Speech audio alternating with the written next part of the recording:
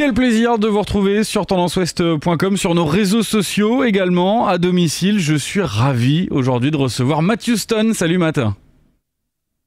Ça va? Ça va très bien et toi? Nickel, tout roule. Alors on va commencer. Sauf le temps. Ouais. On va déjà commencer en prenant quelques nouvelles 20 ans après quasiment.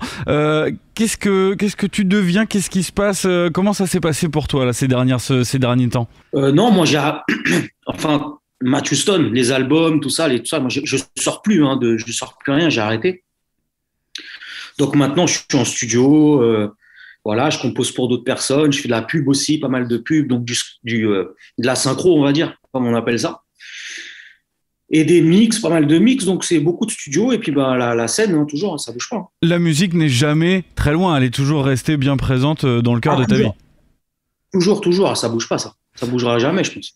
Bon, on te reçoit en tout cas cet après-midi pour parler de la tournée Back to Basic 2000, Zénith de Caen le 23 avril, le 17 juin à Rouen, les retrouvailles avec la scène, avec le show, ça pour le coup c'est important et ça fait du bien. Bien sûr, ça fait du bien et puis ouais, on est une petite équipe là, on se connaît à peu près tous maintenant depuis un certain nombre d'années, donc on est une petite équipe, c'est une bonne colonie de vacances, on va dire. Surtout bon. Après moi, je pense qu'en n'avoir jamais été joué ni en showcase ni en concert, je pense où j'en ai pas le souvenir. Rouen, par contre, j'y suis allé quand même assez souvent. J'allais justement te demander, on a souvent eu, nous des artistes, des tournées 70, 80, 90 qui nous disent c'est une colonie de vacances, on s'éclate, etc. Là pour vous, les années 2000, c'est la même chose, c'est toujours la même vibe? Ouais, c'est toujours pareil, bonne ambiance. Y a pas... De toute façon, maintenant, on a tous, on a tous plus ou moins 20 ans, 20 années d'existence. Donc là, ça peut être que du bonheur, de toutes les façons. Il n'y a pas rien d'autre à vraiment ajouter, c'est que de la bonne vibe. Sur scène avec toi, il y a les L5, il y a Tribal King, Willy Denzé, Sly, Nutty, La Rousseau. C'est des artistes que toi tu écoutais à l'époque, avec qui tu as peut-être même eu la chance de collaborer à l'époque ou pas? Certains non, parce que après on n'écoute pas toutes les musiques. Enfin, je veux dire, il y a des trucs c'est aussi simple que ça, les goûts et les couleurs, c'est comme ça, tu vois. Donc ouais. Après collaborer, oui. Et puis après il y a des affinités qui sont beaucoup plus. Il y a des affinités qui sont plus fortes avec certains artistes que d'autres. Ça, c'est normal. C'est l'humain c'est les relations humaines qui sont comme ça. Et alors, toi, sur scène, par exemple, on retrouve, j'imagine, les grands classiques, il y a R&B de rue, bien entendu, Cendrillon du Ghetto, Hôtel Motel, ils sont tous là? Pas Hôtel Motel, non, mais 12 0013, donc avec Dave Bond, mon tout premier, en fait, bouge ton boule, là, comme on l'appelle, là. Il y a Positif aussi, de toutes les manières, que je joue aussi Positif, parce que ma Positif, maintenant, commence à avoir 10 ans maintenant, quand même, donc il est sorti en 2012, Positif, donc ouais, ça lui fait 10 piges, quoi. Forcément, mais j'allais dire, on va revenir un peu sur l'âge d'or, R&B de rue. Ça a été un peu presque une claque pour toute une génération. Est-ce que ça change vraiment quelque chose d'avoir écrit un morceau qui était presque iconique pour une génération et puis un style musical aussi? Ça, moi, ça change rien. Pour moi, tous les morceaux sont bons. Sinon, je les aurais pas faits. Après, il est vrai que chaque artiste a son classique, tu vois. R&B de rue, c'est mon classique.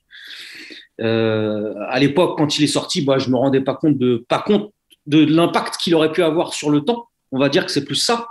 Parce qu'aujourd'hui, 20 ans après, effectivement, tu regardes qu'il est encore passé sur certaines radios. Ça devient un gold, comme on dit, un gold. Et alors, la question que je me pose toujours sur des tournées comme ça, sur des années rétro, on va dire, est-ce que on retrouve forcément le public qui était là déjà à l'époque, il y a 20 ans, et est-ce qu'il y a aussi des nouvelles générations qui ont peut-être découvert vos titres là récemment ou avec les grands frères, les grandes sœurs, etc. Et comme tu dis, en fait, c'est notre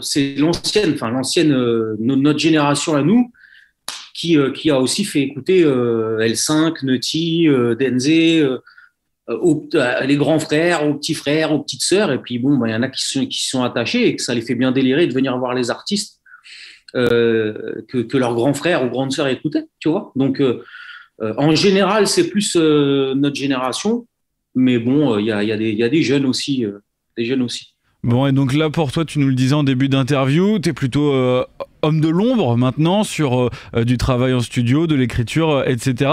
Est-ce que ce retour sur scène, ça pourrait te donner envie de reprendre un peu la lumière, entre guillemets, ou est-ce que tu te trouves très bien là dans tes nouvelles affectations de mixage, etc.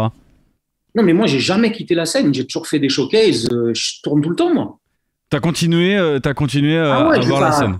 c'est pas, enfin, Back to Basic, c'est des dates en plus de ce que je fais déjà à côté. J'ai toujours fait des showcases, j'ai toujours fait des concerts. Là, je fais Back to Basic, mais j'étais déjà sur certaines dates de l'âge d'or du rap français. Donc, j'ai jamais arrêté la scène. Tu vois, ça m'a même jamais effleuré l'esprit d'arrêter la scène. Tu vois. Tu nous disais, c'est peut-être plutôt sur l'aspect création et sortie de nouveaux projets, où là c'était peut-être moins dans l'air du temps. Non, là c'est fini. Là. Ouais. Depuis 2015-2016, j'ai sorti mon dernier album en 2015. Après, il peut m'arriver de temps en temps de faire des petits featuring avec des potes et tout ça, mais sinon moi j'ai arrêté. Matthew Stone, on va dire, au niveau album, ça s'arrêtera à 7 albums et voilà. Bon, et ben en tout cas, ça nous fait plaisir de te recevoir en Normandie et de te retrouver sur la tournée Back to Basic 2000. Je vous rappelle les dates: Zénith de Caen le 23 avril, Zénith de Rouen le 17 juin. Et puis Tourne Ouest qui vous a offert vos places. On sait que vous serez forcément nombreux à y être. Ça marche. Merci Matthew Stone. Merci à toi, man. Et à bientôt. Respect. Salut. À très vite, ouais.